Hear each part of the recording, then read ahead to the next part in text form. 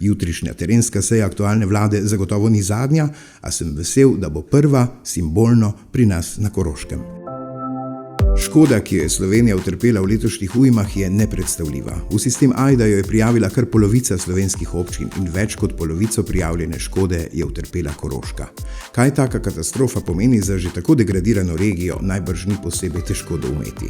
In roko na srce, posledice poplav so zgolj rezultat 3 desetletij zapostavljanja in mačehovskega odnosa države do naše infrastrukture, do naših vodotokov, do našega okolja. Skratka, do vseh nas, ki bivamo v 12 občinah statistične regije Koroška.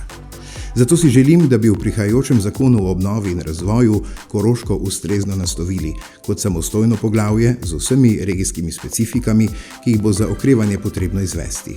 Želim si, da nov zakon opredeli tudi pomen kritične infrastrukture, še posebej tako težko pričakovano 3. razvojno os.